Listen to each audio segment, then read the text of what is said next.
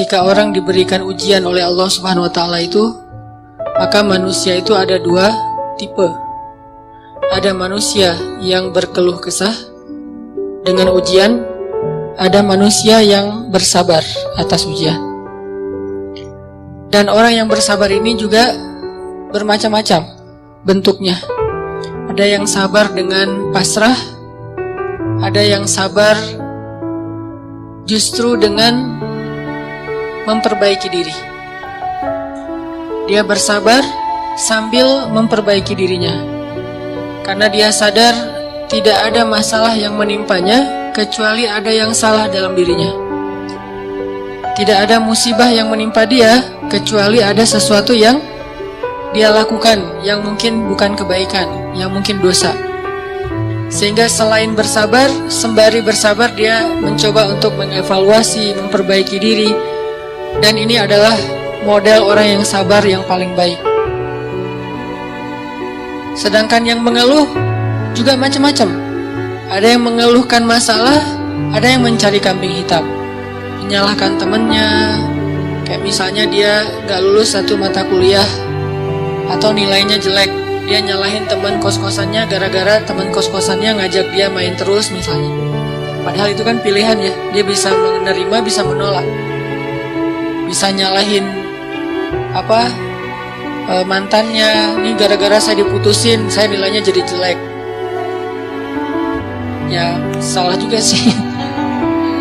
Nah ini kan bentuk-bentuk keluhan nih. Ada yang menyalahkan, sampai tingkat keluhan yang paling parah itu menyalahkan takdir, menyalahkan Allah. Ya Allah, kenapa saya? Apa maunya Engkau? Dan seterusnya dan seterusnya.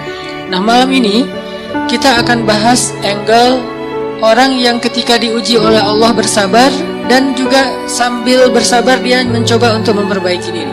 Dan ini adalah cara yang paling baik dalam menyikapi suatu musibah atau masalah.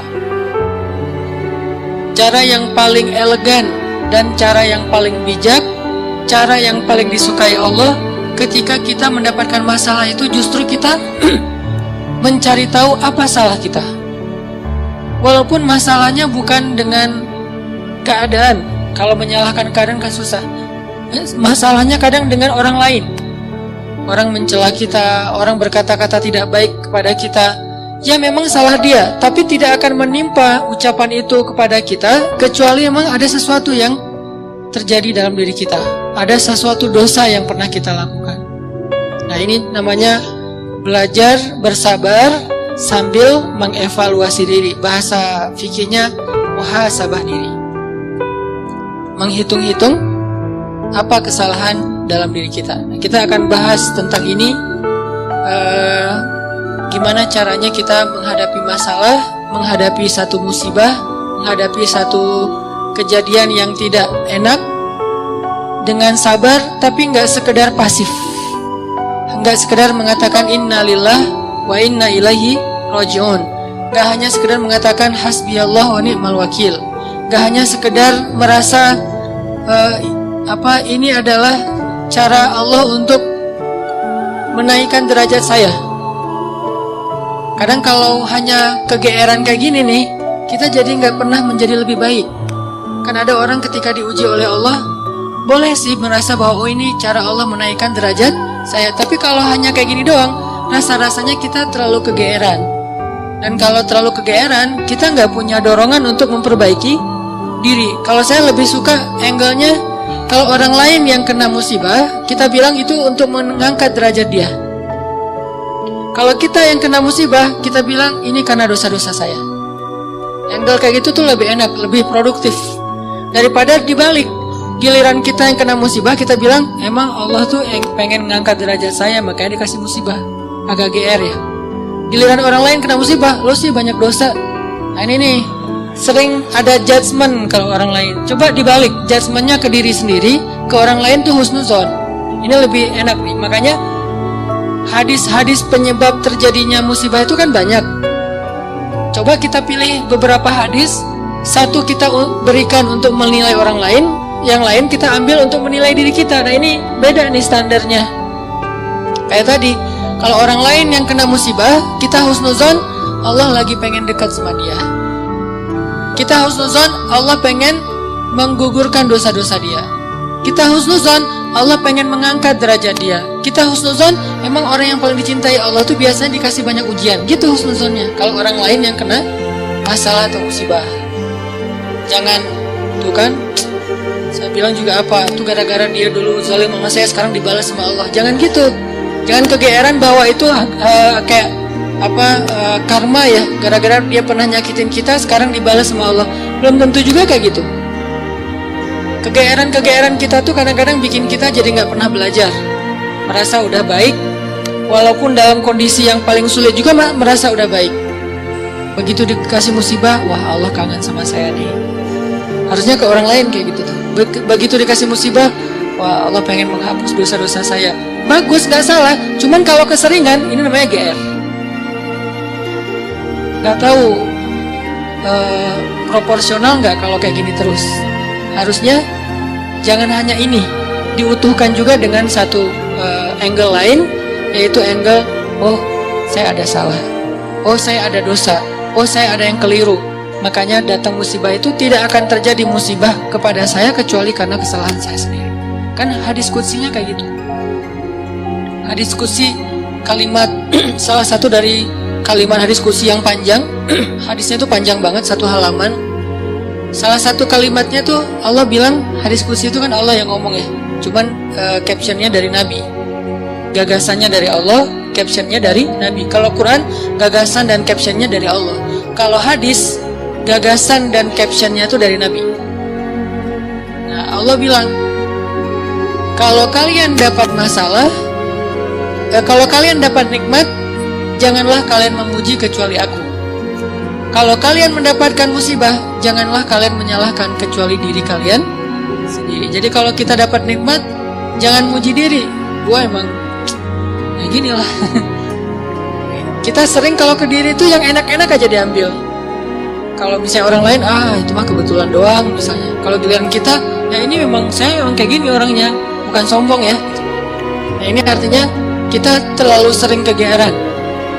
Kalau kita dapat nikmat, yang dipuji adalah Allah. Makanya kalimat kalimat yang paling Allah suka itu Alhamdulillah.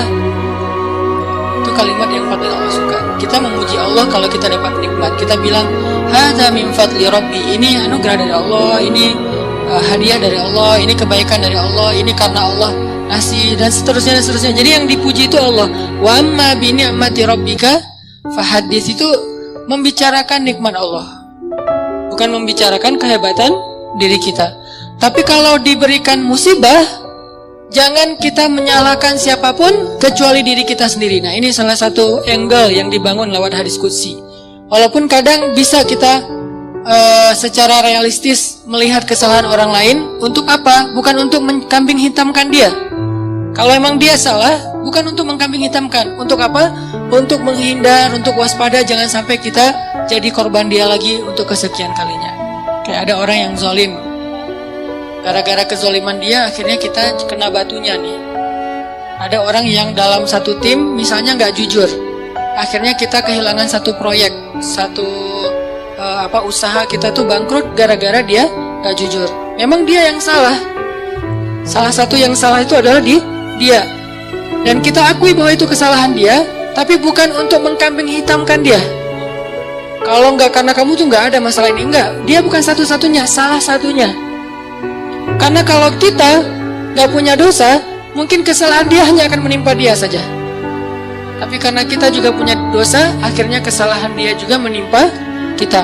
Tapi Ustadz, ada yang hadis mengatakan, kalau di dalam satu masyarakat ada orang yang berbuat dosa, nanti Allah akan timpakan musibah yang kena bukan cuma dia, sampai tetangganya juga kena. Itu kenapa bisa gitu? Dosa tetangganya apa? Dosa tetangganya membiarkan kemungkaran terjadi. Kesalahan masyarakatnya adalah membiarkan dosa itu tanpa ada orang yang mau memperbaikinya. Itu kesalahan masyarakat. Jadi pesan moral dalam hadis itu bukan orang yang gak salah terus kena juga, bukan. Orang yang gak salah itu kena gara-gara mereka membiarkan kemungkaran itu terjadi. Kalau ada usaha dakwah, Allah gak akan menimpakan.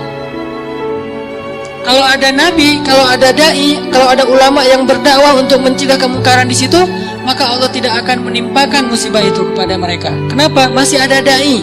Sebagaimana Nabi Lut Ketika Nabi Lut masih berdakwah, Allah nggak akan hancurkan gunung di Sodom. Allah suruh dulu Lut keluar, baru dihancurkan. Kenapa? Karena masih ada yang berdakwah. Kalau Nabi Lut tidak berdakwah, walaupun di dalam negeri itu ada orang soleh hidup sendiri dan tidak mau berdakwah, maka Allah akan menimpakan musibah dan mengenai orang soleh. Kenapa orang soleh kok kena padahal dia nggak berdosa? Dosa dia adalah membiarkan kemungkaran. Dosa dia adalah membiarkan kebatilan, tidak berbuat apa-apa. Jadi kita bersyukur juga ada ulama-ulama yang bersuara untuk kemungkaran. Itu salah satu alasan mungkin Allah masih menahan musibah atas negeri kita. Kalau mereka tidak menyuarakan kebenaran dan mencegah kemungkaran, mungkin dari dulu kita udah kena musibah-musibah yang besar. Kalaupun ada musibah-musibah kecil, ini mungkin lebih kepada hikmah yang lain, bukan hikmah karena Allah pengen mengazab bangsa Indonesia. Jadi teman-teman, coba kita perbaiki angle berpikir. Apa yang harus kita persangkakan ketika orang lain kena musibah, dan apa yang harus kita persangkakan ketika kita yang kena musibah. Kalau kita yang kena musibah, salah satunya adalah cari salahnya di mana nih dalam diri kita. Kalau orang lain yang kena musibah, maka berbaik sangka dengan mengatakan Allah ingin mengangkat derajat dia. Berbaik sangka dengan mengatakan Allah pengen dekat dengan dia. Berbaik sangka dengan mengatakan orang yang paling banyak diuji adalah para nabi, kemudian orang soleh, kemudian yang semisalnya, kemudian yang semisalnya.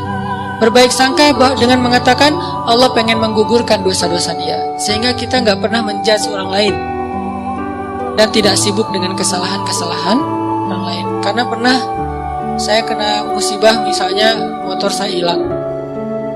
Dulu banget, saya baru beli motor, baru 2 bulan terus hilang. Teman saya bilang gini, Ustaz kurang sedekah nih. Digituin. Ya sih, saya akan nggak mungkin dong saya ngebantah kan ya. Oh iya ya mungkin, cuman kan nggak enak ya. Orang lagi kena musibah, bukannya dia empati atau apa gitu, malah Ustaz kurang sedekah nih. Dia menjudge. Dan kalau saya kepancing, nggak tahu sedekah saya kayak gimana, kan habis pahala sedekah saya. Udah pahala sedekahnya cuma sedikit, riak pula gara-gara kepancing sama dia, hilang kan, nggak ada manfaatnya kan ya. Dan itu sering loh mancing-mancing kita jadi riak. Kadang-kadang riak kita itu bukan direncanain, bukan gua pengen riak nih, enggak. Kalau kelas kita insya Allah nggak gitu-gitu amat lah. Nggak mungkin kita sedekah pengen pamer, kita beribadah pengen pamer, kita tilawah pengen pamer. Kita tahu lah itu mah sia-sia. Tapi kadang riaknya tuh muncul gara-gara kepancing sama orang lain. Lo nggak pernah gua ngeliat baca Quran? Wah, lo nggak tahu gua di HP ini ada Quran sampai 5 aplikasi loh. Buat apa juga banyak-banyak sama aja isinya. Aplikasi Al-Quran tuh ada 5 di sini, dan sehari tuh coba lo lihat, dan terakhir udah baca sampai surat berapa. Kan kepancing tuh. Riaklah kita gara-gara orang lain. Atau misalnya taklim atau apalah, atau umroh, haji, sedekah kayak gitu-gitu. Ada yang mancing. Lu nggak peduli banget dengan saudara-saudara kita yang di Palestina. Itu di sana tuh ngeri banget loh keadaannya. Lu kayaknya biasa-biasa aja. Lu ngelihat gua main, tapi gua tuh sedekah, gua tuh donasi terus, setiap minggu tuh ngirim 1 juta. Habis kan? Ini riya yang kepancing namanya. Dan sama statusnya dengan riya yang direncanain. Makanya jangan gampang kepancing. Dia ngomong gitu ke saya lagi hilang motor, dia bilang Ustaz kurang sedekah. Kemarin ketinggalan dompet. Ketinggalannya di rumah ternyata. Gak tahu kemana dompet, panik gitu kan, soalnya SIM 2 di situ baru dibikin. Udah gitu kartu ATM gitu, terus ada foto anak. Alhamdulillahnya nggak ada duit. Tapi kan kartu lumayan tuh, blokir ATM dulu, terus mau ngirim SIM mau ngurus SIM juga, ngurus KTP, apalagi sekarang lama ngurus KTP-nya, masa kemana-mana saya mau bawa surat gitu nunjukin kan, naik pesawat, malas banget kan ya, nggak keren kalau nggak ada kartu teh. Mana-mana mau check in pesawat tunjukin kertas. Aduh gimana rasanya nih, berat. Tiba-tiba ada yang iseng lah gitu, udah tahu orang kena musibah Ustaz banyak dosa, Ustaz ini segala macam. Iya sih emang banyak dosa, tapi nggak usah diomong-omongin kan gitu ya. Jadi malah karena kita juga udah muhasabah diri lah, ketika kita dapat musibah kita langsung introspeksi diri, nggak perlu digitu-gituin. Kadang kita ke orang lain tuh gitu teman-teman. Dia mungkin udah sadar, atau nggak usah orang lain, keluarga sendiri, pasangan kayak gitu juga. Oh kayaknya kamu tadi gara-gara kamu tadi ngomongin dia, makanya jangan digituin. Udah aja bab ngomongin orang lain, itu bab yang berbeda. Jangan dikait-kaitkan sehingga kita menjudge orang lain kena musibah gara-gara dosa yang baru saja dia lakukan. Ini kurang bijak. Yang bisa mengatakan ini hanya orang-orang tertentu seperti para nabi, terus ulama-ulama dengan level tertentu. Kalau kita dengan teman, jangan ngambil peran sebagai ulama. Beda. Kalau kita sebagai teman, ngambil peran ya cuma teman doang. Empati, peduli, bantuin. Kalau ulama kapasitasnya emang menasehati. Ulama itu kapasitasnya emang mengeluarkan fatwa, bahkan menjudge. Itu hak ulama menjudge, karena ulama itu sama kayak hakim. Tugas hakim itu adalah menghakim, menyampaikan hukum halal haram, hak batil dan seterusnya. Tapi kita kalau ke teman beda sama ulama. Kalau ulama kayak gitu maklumi, emang tugas ulama kayak gitu. Kalau kita mengambil peran ulama ini nggak bisa dimaklumi, ini agak blunder, agak offset nih kalau menurut saya. Jadi kalau teman-teman ngedengar ada ustadz-ustadz yang di sosial media berfatwa, itu emang tugas mereka. Jangan dijudge juga, nih ustadz ini kurang bijak. Emang gitu. Kalau kita yang kayak gitu, yang namanya kurang bijak. Kalau ulama kayak gitu, bijak itu. Karena kalau ulama diam, lalu di mana amar ma'ruf nahi mungkar? Kalau ulama diam, lalu di mana dakwah? Kalau gitu saya juga harus enggak. Kalau kita enggak boleh ngomong, mending diam. Karena ketika kita ngomong, kemungkinan salahnya lebih besar daripada benar. Terus gimana? Ya udah, bantuin orang yang kena musibah. Jangan dijudge, jangan dihakimin, jangan difatwain. Kita bukan ahlul fatwa. Kita bukan mufti. Kita hanya orang biasa. Kalau mau sekedar watawasau bil haq Ustaz. Ya, watawasau bis sabr juga kan? Kita nasihatnya itu menguatkan kesabaran dia, bukan nasihatnya membuat dia makin jatuh. Rosi, nah ini bikin jatuh nih. Ya, sabar ya, mudah-mudahan Allah dengan modal husnuzan tadi, mudah-mudahan Allah angkat derajat kamu, mudah-mudahan Allah ngampuni dosa-dosa kamu, mudah-mudahan Allah kamu jadi lebih dekat kepada Allah. Ini watawasau bil haq, watawasau bis sabr. Tapi kalau kita bilang kamu kurang ini, kamu kurang itu, kamu kurang itu, ini berarti kita menjudge, menghakimi orang yang sedang kena musibah. Harusnya itu kita lakukan untuk diri kita, bukan untuk orang lain. Beda banget teman-teman angle dalam menilai orang lain dan menilai diri kita sendiri, itu beda, jangan disamain. Yang banyak terjadi terutama di sosmed itu, kita memberlakukan yang untuk diri kita berikan ke orang lain, yang untuk orang lain kita ambil untuk diri kita. Itu yang terjadi di balik tadi tuh, itu banyak banget di masyarakat kita. Yang kayak kasus orang lain kena musibah, kita bilang banyak dosa, kita kena musibah, kita bilang Allah pengen ngangkat derajat saya. Harusnya dibalik. Kalau dibalik insya Allah kan nggak ada perdebatan ya, nggak ada haters, nggak ada keributan, nggak ada keramaian, nggak ada unfollow, nggak ada live group, nggak ada yang kayak gitu-gitu. Kenapa? Karena semuanya melihat ke orang lain dengan husnuzon, melihat ke diri sendiri dengan muhasabah, dengan mengevaluasi kesalahan sendiri. Ini poin pertama. Mudah-mudahan jadi pola pikir dalam kita berteman, pola pikir dalam kita bersosmed termasuk. Karena kalau pola pikir ini dibalik tadi, bahaya. Kita nggak akan pernah punya teman yang nyaman berada di sisi kita, terus disalah-salahin. Apalagi nanti kalau udah punya pasangan, nggak akan betah dia kalau terus-terusan disalah-salahin. Walaupun salah, kadang dia salah tapi nggak usah disalah-salahin, cukup dibantu. Nanti dalam momen-momen yang lebih normal, lebih enak, baru dikasih tahu. Tapi kalau misalnya dia lagi ada masalah, disebutin lagi kesalahannya, secara manusiawi dia pasti akan ilfil. Alih-alih dia nerima nasihat kita, malah menjauh, malah jadi masalah baru. Ini angle berpikir. Terus yang kedua, kita coba lihat bagaimana cara para ulama menyikapi atau merespon masalah. Gimana orang soleh dulu ngerespon satu musibah. Orang soleh dulu, kalau mereka dapat musibah, mereka selalu memeriksa pertama hubungan mereka dengan Allah. Itu yang pertama diperiksa. Karena nggak mungkin ada musibah kecuali karena ada masalah antara kita dengan Allah. Kalau hubungan kita dengan Allah itu, hidup kita tuh bakalan mudah banget teman-teman. Tapi begitu ada kerenggangan antara kita dengan Allah, ada gap antara kita dengan Allah, ada kayak kerusakan hubungan kita dengan Allah, pasti jadinya tuh musibah, pasti jadinya tuh masalah.